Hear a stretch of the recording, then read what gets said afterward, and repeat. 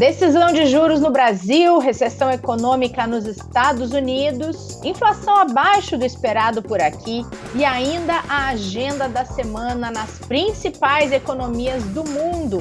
Sejam bem-vindas, sejam bem-vindos a este episódio do Investidor em Foco, neste 2 de agosto de 2022, que está começando. Com a gente tem Caio Camargo, nosso especialista em recomendação e portfólio, para comentar os principais assuntos do cenário atual e das projeções desta semana. Tudo bem, Caio? Tudo bem, Rê, tudo certo, e com você? Tudo certo também. Que bom. Bom, vamos começar com o assunto da semana, que é a reunião do Copom, hein? Isso Semana mesmo. de decisão, né, de política monetária aqui no Brasil. Queria saber de você como estão os ânimos e será mesmo o fim desse ciclo de altas, hein?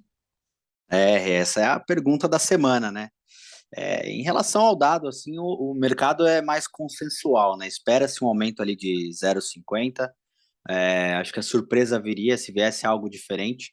Apesar que o Banco Central deixou essa porta aberta ali na última reunião, né? Quando ele mencionou ali um próximo aumento de igual ou menor magnitude. Então, é uma possibilidade, não é muito precificado pelo mercado, mas pode acontecer. Né? O, Uhum. o, o Banco Central já até demonstrou anteriormente essa vontade de encerrar o ciclo, né? Acho que ele já enxerga ali como uma taxa de juros razoável para conseguir estancar a inflação, né? Mais dados ali, indicadores econômicos locais e internacionais, né? Até um pouco mais do que os locais também, acabou isso não sendo possível, né? Agora parece que o cenário externo veio até para ajudar o nosso Banco Central aqui, né? Com dados de atividade não muito otimistas lá fora, né? Principalmente o PIB americano da semana passada, né? Indicando uma recessão técnica ali, até a entrevista do Jerome Powell, ele sendo, né, o presidente do Banco Central americano, sendo um pouco mais dovish, né, na semana passada. Dovish é Uhum. quando o Banco Central ele foca um pouco mais, de repente, em outros indicadores como atividade, desemprego, etc., versus inflação, que aí é o contrário, seria o hawkish, né? Ficou bastante evidente que a preocupação com essa desaceleração americana e global acho que chegou, né? E como isso nos impacta? Se o mundo cresce menos, o apetite ali por bens e serviços tende a diminuir também a nível global, ou seja, por aqui deve ter uma desaceleração dos preços também, o que acaba auxiliando, né, num prazo futuro, a descomprimir um pouquinho essa nossa inflação.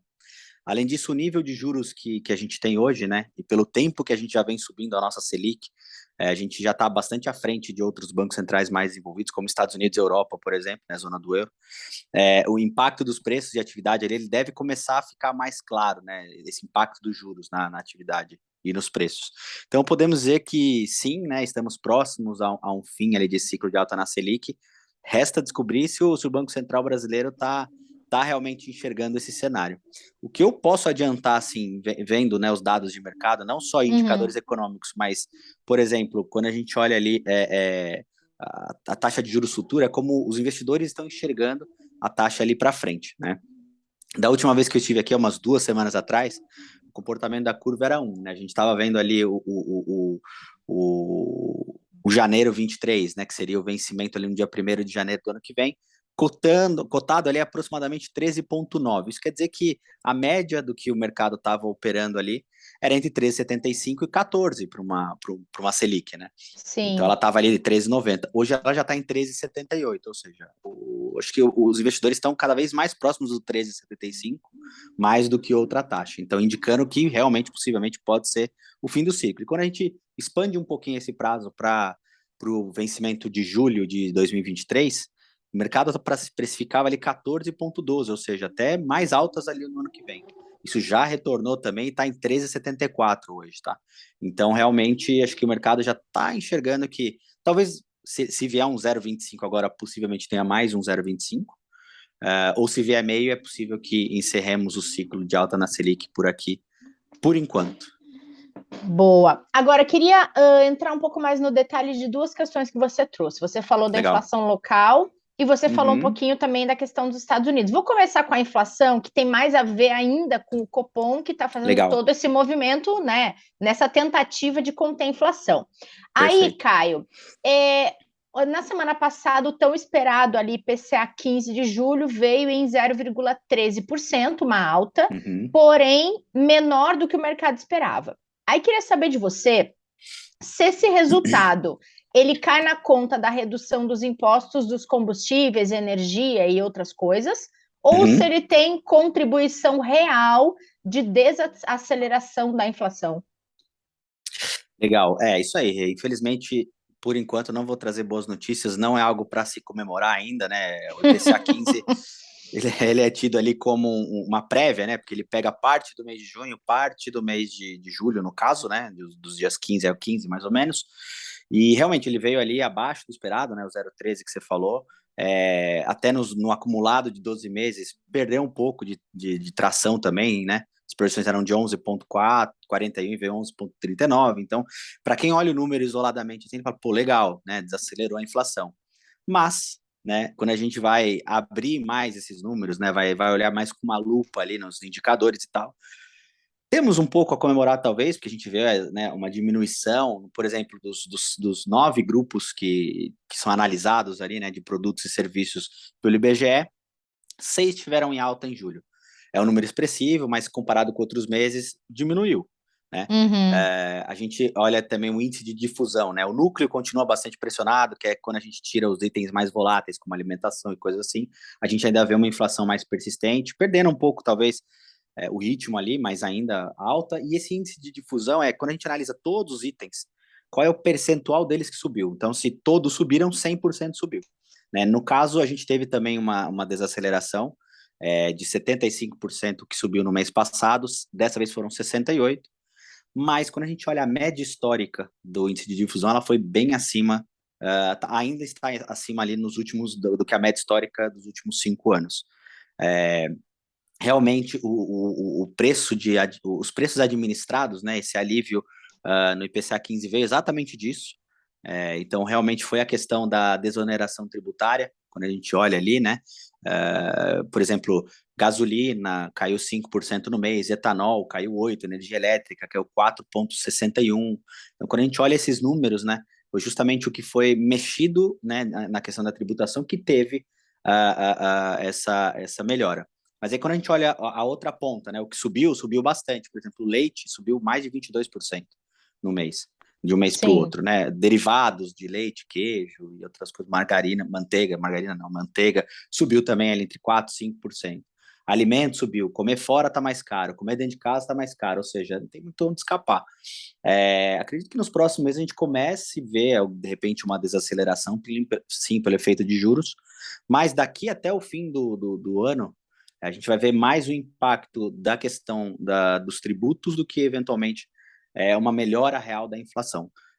De repente, até pela questão lá de fora, né, uma desaceleração ali das economias mundiais, a gente pode até ver um impacto aqui também, como eu falei antes, mas isso está, até quando a gente olha o IPCA do Focus, né, para o ano que vem, continua o aumento, ou seja, deve, né, no fim do ano vai se encerrar ali esse benefício tributário, né? Aí a questão dos preços deve voltar para cima. Então tá todo mundo achando que, e a gente vê, né? Para esse ano o Focus tende a cair pelo que a gente vê em dados e dos outros economistas, e para o ano que vem ele deve acelerar. Então, infelizmente, não é algo para se comemorar ainda. Não temos uma inflação que está desacelerando no momento.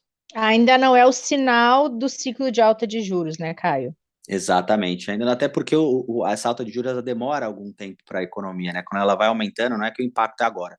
Demora ali uns Sim, trimestres, cerca de 3, se não me engano. Então, essas altas de juros que a gente. Por isso que até que ela foi forte, para ver se já impactava a inflação de uma vez. sim. A gente deve começar a ver alguma coisa, e isso foi inclusive o que foi dito na última reunião pelo Copom, que o fato de já estarmos num patamar alto de Selic, e pelo tempo que a gente vem elevando ela, a gente deve começar a ver algum impacto por agora.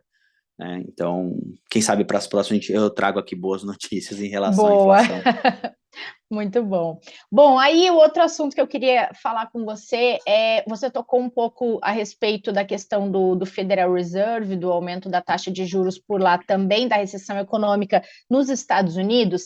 E aí, é uma recessão técnica, ok, Uhum, muito em razão dos últimos resultados do PIB, né? perfeito. Mas hoje eu estava lendo o termômetro de mercado que o Lucas Queiroz, estrategista de renda Legal. fixa do BBA, escreve, e ele traduz bastante alguns conceitos, né? E eu achei super interessante que ele trouxe a questão de, ok, existe uma recessão técnica, porém, alguns indicadores por lá, eles se afastam desse Uhum, conceito. E aí ele sim. trouxe dois exemplos, tanto o consumo de serviços, que cresceu 4,1%, como a postura do Jerome Powell, que é o presidente do Fed, sendo menos duro sobre o ritmo da alta de juros. E Uhum. aí, na avaliação dele, não dá para colocar essa condição de recessão numa conta impagável da economia dos Estados Unidos. Queria ouvir você um pouquinho sobre isso também, porque quando se fala em recessão, parece um fantasma assombrando a economia, geralmente, né? Sem dúvida, é. Eu li também essa carta do Lucas, é bem interessante mesmo, porque se a gente olha isoladamente, né, o dado do PIB, e a palavra Sim, recessão é forte, né? ela Estamos em assusta, né, recessão. Caio? É, É, exato, assim, estamos em desaceleração, né? O próprio Jerome Powell, na entrevista dele, falou assim: olha, vai ser difícil a gente fazer um soft landing, né? Um pouso suave da economia, como eles dizem. Ou seja, é desacelerar a economia de uma forma que, de repente, a gente não chega a uma recessão ou chegue de uma forma mais paulatina, não seja uma pancada de uma vez. Tipo, subimos os juros, o PIB caiu em 2% no mês, 2% no outro, sabe? A coisa assim, uma coisa mais forte, mais contundente na economia. uhum, Mas realmente, a gente olha isoladamente o dado do PIB, né, e é uma coisa como o conceito traz, é uma recessão técnica, até porque a gente tem uma prévia do PIB, ele não está fechado ainda, né? Foi uma divulgação prévia ali de queda. Então, quando você olha ali, qual é o conceito primeiro de recessão técnica, né? Dois trimestres consecutivos de queda no PIB, ou seja, uma diminuição da atividade, é considerado a recessão técnica, né? E ouvindo assim, realmente, né, a gente assusta, e além do que a gente fala, poxa, mas aí vem um PIB e o mercado sobe, né? Assim, uhum. não é muito coerente. Só que eu não acho prudente a gente olhar um indicador apenas, né? Pois quando a gente analisa a economia, né, a gente não fica só num dado, a gente tem que entender qual é a saúde do país como um todo ali, economicamente falando. Então, quando a gente expande isso, né, o PIB recuar ali, no fim das contas, se diz o quê? Que ele produziu menos do que antes, né? Ou se gastou Sim. menos, ou se investiu menos, enfim. Aí quando a gente começa a abrir essa lupa, né? A conta parece fechar um pouquinho mais. Agora vamos olhar outros dados, né? A inflação ali continua a subir bastante, né? Eles estão realmente subindo juros ali. Até nas palavras do Jerome Powell, eu me peguei bastante sempre nas palavras que ele fala incomum. Realmente, para a economia americana, subir 0,75 não é comum. A última Sim, vez é que outra aconteceu isso foi cultura, a né? Exato, a gente está acostumado aqui com inflação 8, 7, 10, né? Para eles 8, 7, 9 é absurdo. E realmente faz sentido, né? Então, como é que a gente vê uma inflação subindo bastante e a atividade caindo, né? Não faz tanto sentido. E aí é o dado que o Lucas traz e é realmente é, é um bom indicativo, é justamente a questão do consumo, né? A gente vê as famílias consumindo mais, então se eu compro algo, né, de um determinado bem ou um serviço, aquilo tende a subir, né? Oferta e demanda. Então, quando eu compro mais aquilo, o preço começa a subir, isso vai impactando a inflação. E principalmente quando a gente olha o setor de serviços, que veio de uma época de pandemia, que o serviço deu uma diminuída muito forte, aí a gente tem a retomada, abertura, né, da circulação, aí você não tem estoque de serviço, mas as pessoas começam a demandar mais. Demanda, preço sobe, né? E a gente acaba vendo que os estoques caíram. Isso acho que é um dado bastante interessante. O Uhum. que é o estoque? Algo que você já produziu, já foi contabilizado no seu PIB Mas não e você vendeu. não vendeu por algum Ah, motivo, ou porque não tinha uma demanda por aquele bem, ou porque você optou por estocar, aí por uma série de fatores, né? Só que quando você produziu, isso já foi contabilizado no PIB. Aí você estocou, ele continua lá. E aí você vende aquilo, né? Você tende a diminuir um pouco o estoque. A economia tá voltando aqui. De repente, acho que vale a pena eu correr atrás de produzir um pouco mais ou menos. O que eu faço? Eu vou diminuir o meu estoque primeiro. Então, eu começo a vender o estoque, porque ele está mais antigo, e essa zeragem de estoque ela não é contabilizada pelo PIB.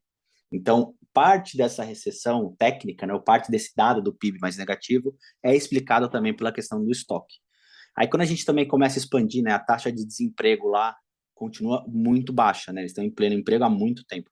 Bom, pelo menos até agora, né? Na sexta-feira a gente fala depois na agenda, tem um dado de mercado de trabalho, mas não deve vir muito diferente. E aí, como você falou, para coroar, né, a alta dos mercados, veio essa entrevista ali do Jerome Powell, e eu tive a oportunidade de assinar a íntegra, e ele trouxe bastante insumo legal nesse sentido, né, nesse tom mais dovish mesmo, como eu já expliquei, ele preocupado mais com a atividade, né, principalmente pelo dado ali, entendendo que se o mundo desacelerar, né, não só a economia americana, mas o mundo, a Europa e outros países, os preços tendem a diminuir. Se eu estou desacelerando, eu consumo menos de petróleo, minério, coisas do tipo, commodities caem, outras coisas caem, então os preços começam a se estabilizar. Então também não preciso aumentar muito meus juros.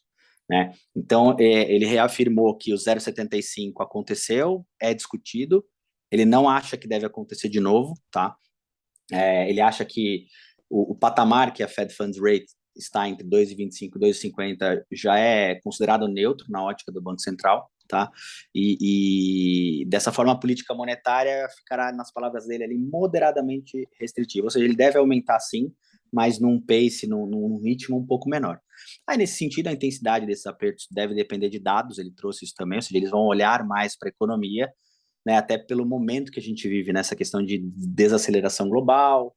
Será que vale a pena aumentar muito os juros para conter a inflação ou ela vai meio que na inércia também já diminuir um pouco? Então, acho que eles vão olhar isso mais né, na reunião a reunião.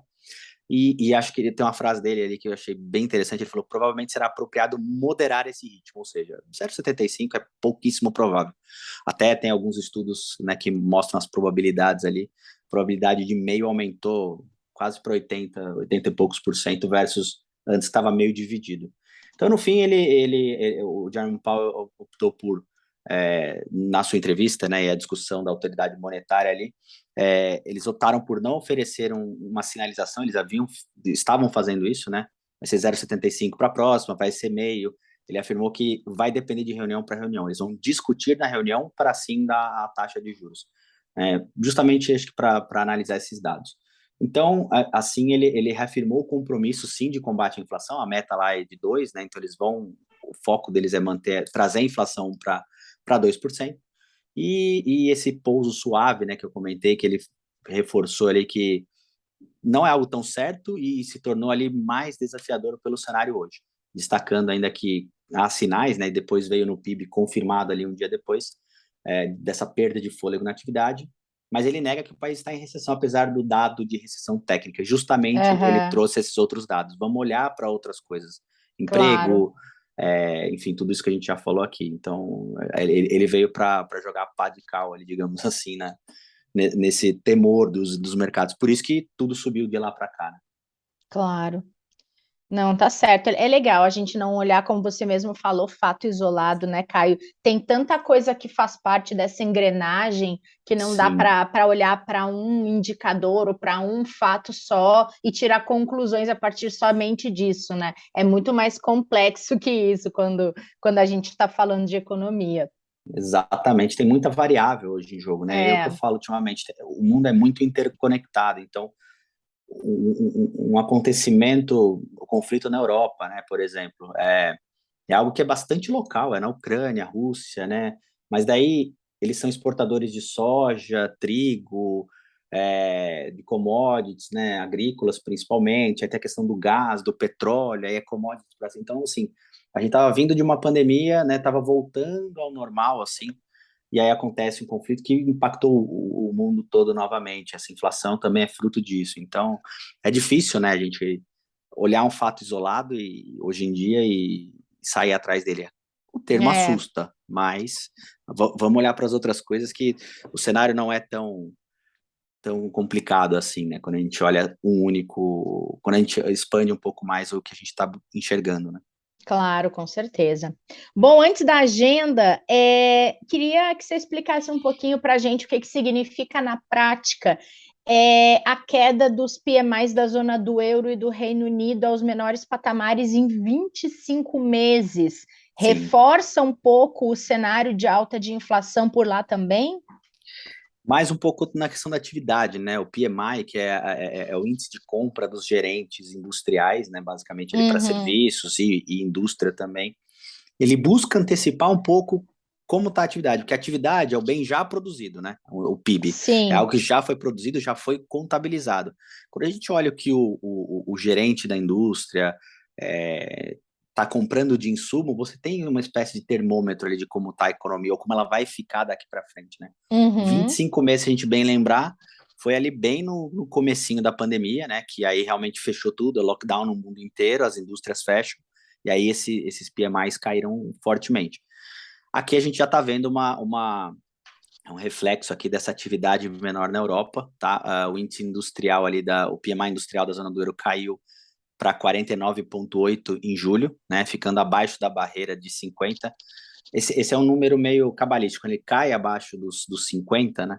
Ele indica que é uma contração, tá? Tá. Isso quer dizer que é meio que fosse um número, entre aspas, negativo, né? Você tem esse termômetro dos 50 ali, quando ele cai para baixo, tem essa indicação, né? E como você falou, foi o menor patamar em 25 meses. A produção industrial na zona do euro, né? Ela já vem apresentando essa desaceleração há algum tempo, mas parece que deu uma acentuada, apesar de que o número ali aumenta, quando a gente olha dessa forma, até aumenta o risco de recessão na região. Na minha cabeça hoje até eu consigo enxergar uma recessão mais clara na Europa, de repente, do que nos Estados Unidos do curto prazo, apesar do que vem se falando ali, né?